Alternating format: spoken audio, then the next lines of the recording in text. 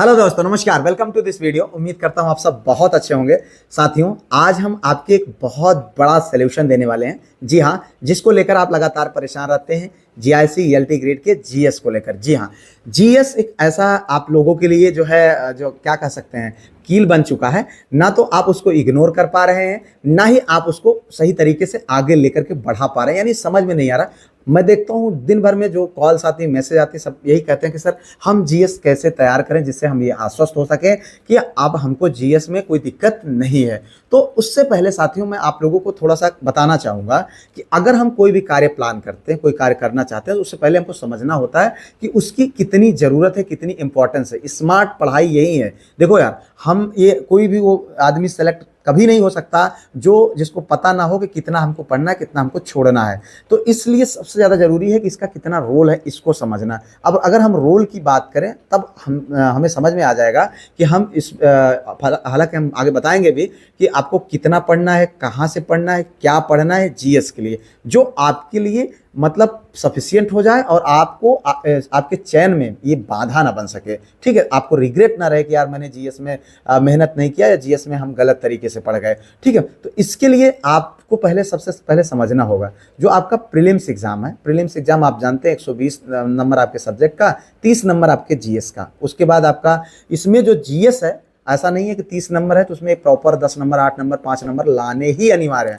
इस बात को समझिएगा, यहाँ भी ये चीज़ अनिवार्य नहीं है। उसके बाद अगला जो आपका फाइनल सिलेक्शन होगा वो किससे होगा? आपके मेंस से होगा। और मेंस में क्या है? जीएस है क्या? नहीं है। जी हाँ, तो यहाँ पर आप देखें तो जीएस का जो आपके रोल है वो 5 या 10% बनता है बस। और उससे भी बड़ी चीज़ यहाँ पर तब ऐसा हो गया जब लोगों को 15 गुना लोगों को कॉल होगी, आएगी। किसके लिए? डिस्क्रिप्टिव एग्जाम के लिए। जी हाँ, अब आप सोच के देखिए, अगर आप अपने सब्जेक्ट में अच्छा कमांड बना लेते हैं जिससे डिस्क्रिप्टिव एग्जाम में भी आप अच्छा काम करेंगे। पहली बात को समझना है ध्यान से कि चूंकि डिस्क्रिप्टिव एग्जाम से सिलेक्शन होना और उसमें आपका सब्जेक्ट पूछा जाएगा, तो क्या होगा कि आप अब सोचिए कि क्या आपको जीएस उतना मेहनत करना चाहिए जितना आपने जो है सोच रखा है।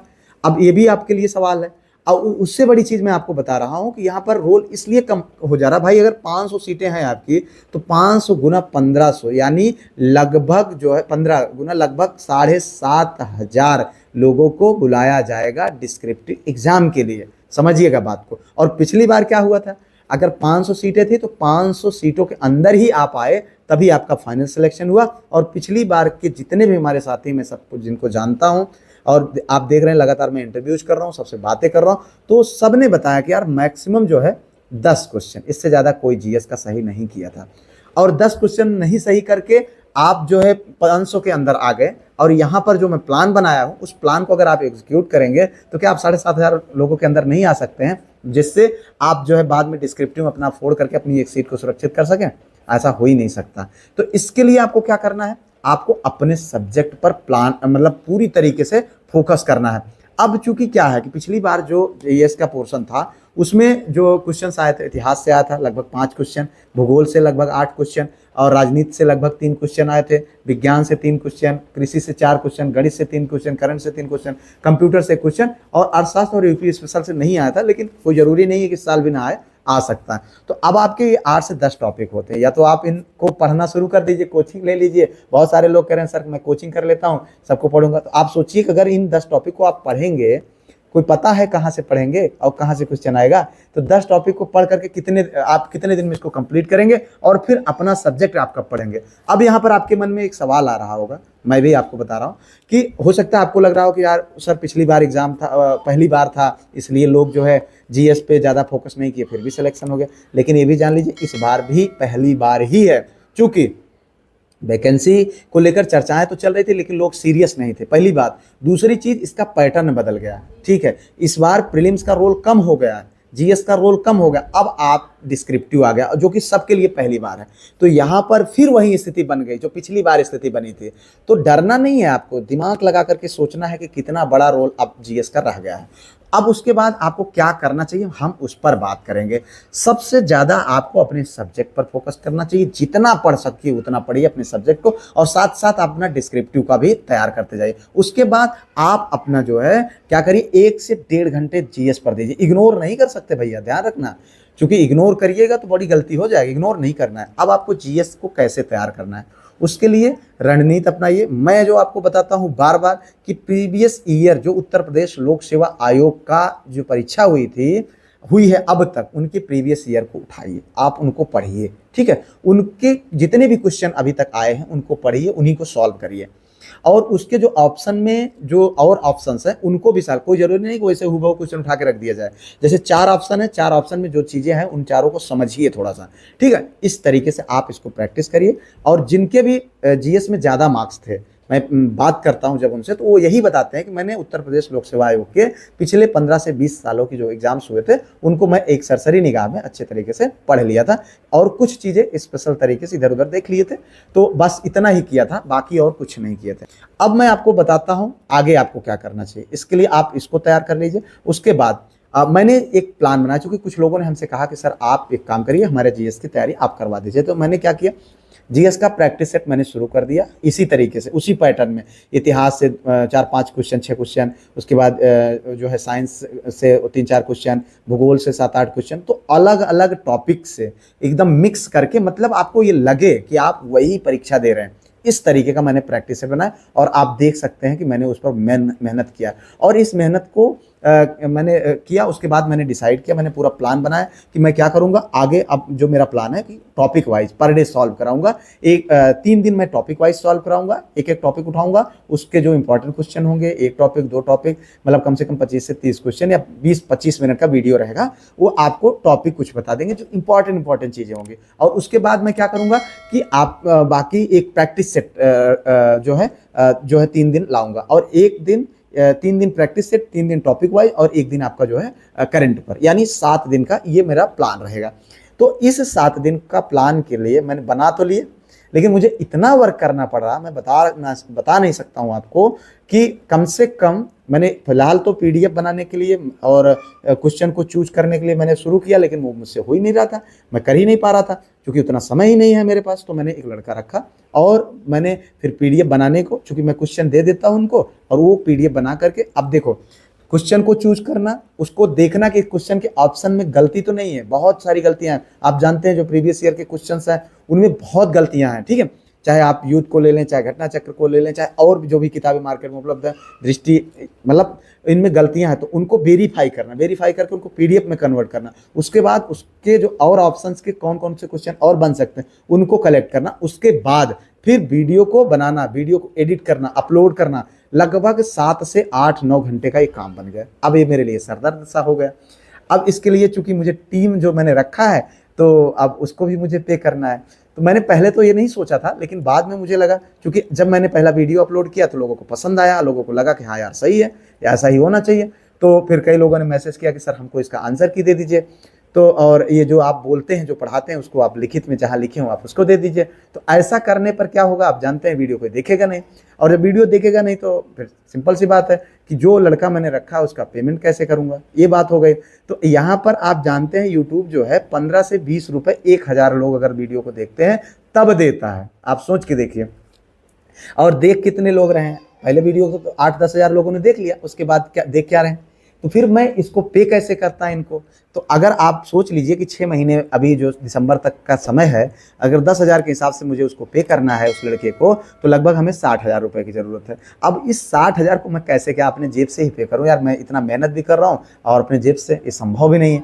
तो मैंने सोचा कि एक ऐसा चार्ज, छोटा सा चार्ज लगाया जाए जिसको हर कोई अफोर्ड कर सके, जिसको बर्डन सा न लगे, और उसको उससे कई गुना ज़्यादा मैं देने का प्रयास करूंगा। तो मैंने कोशिश, मैं बहुत सोच करके, हालांकि कई लोगों ने कहा नहीं इसको आप कम से कम 99 रुपये रखिए मंथली के हिसाब से, फिर मैंने कहा नहीं मैं इतना नहीं रखूंगा। मैंने सिर्फ 49 रुपये पर मंथ या फिर 199 रुपये जो है उसका चार्ज रखा, कि जिससे कि किसी तरीके से मैं जो है, जो उसको पे करना है लड़के को, वो निकाल सकूं और बाकी सारी चीज़ें मैं इसको मैनेज कर सकूं। तो यहाँ पर एक चीज़ ये मेरे लिए बड़ा टफ टास्क बन गया। अब इसके लिए मैंने क्या सोचा कि अगर मैं कोई हमारा पेड ग्रुप ज्वाइन करेगा उसको क्या क्या मिलेगा।